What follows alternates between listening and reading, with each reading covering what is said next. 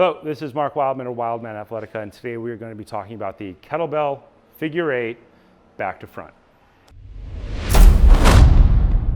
The kettlebell figure 8 back to front is an adaptation of the kettlebell figure 8 front to back. It's slightly harder. You will see this used as a warm-up for swings, squats, deadlifting, all the time. Let's demonstrate. As usual, we are going to point our feet straight ahead because that's the way we walk. You can do it with your feet turned out.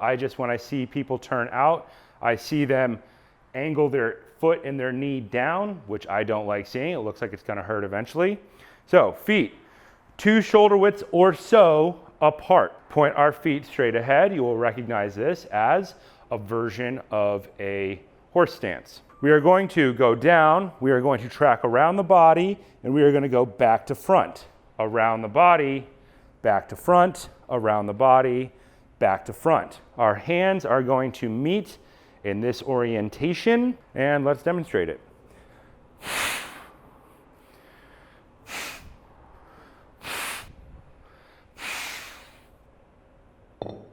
What we're looking for from the side view is we want to get rid of the duck butt sticking out. You'll see people do this all the time with duck butt, and I have no idea why they're doing it that way. I can't figure it out. So tuck your tailbone underneath, sit down like you're riding a horse. Abs should be on the entire time. Around the body, back to front.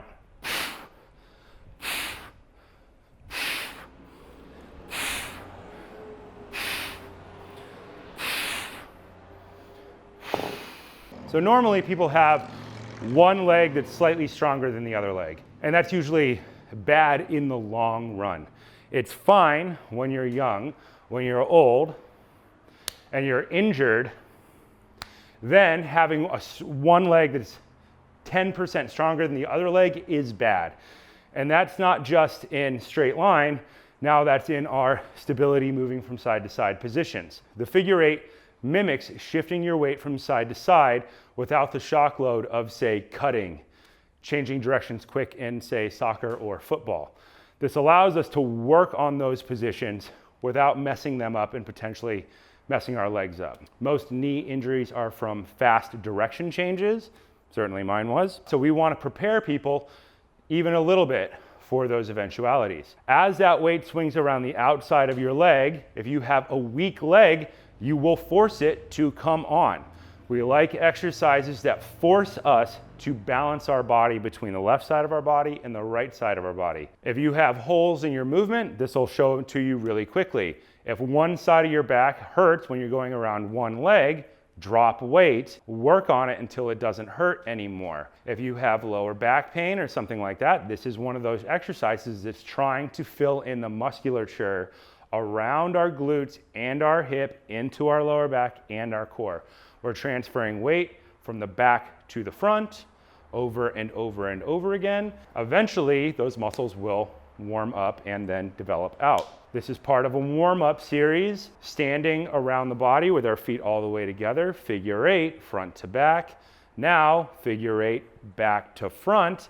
And if you were to do a minute of this one, a minute of that one, a minute of front to back, and a minute of back to front, suddenly you have a 4-minute warm-up. You will have moved your hands, you will have traction to your shoulders, your elbows will be warm, you will start to sweat. I'm sweating just doing a couple of reps. And you will fire the muscles in your ankles, your knees, and your hips the way that they are supposed to fire without moving our feet all over the place. If you have bad foot placement, you take out moving your feet around a lot until your ankles and your knees and your hips get stronger.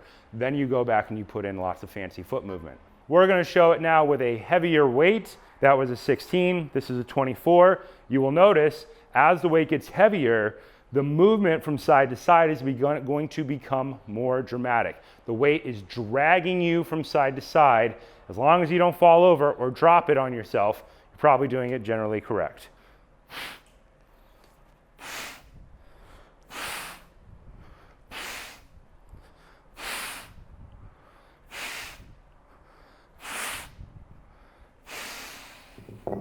Let's grab a 70-pound kettlebell, 32K, same thing. Grip challenge starts to get real serious right about now.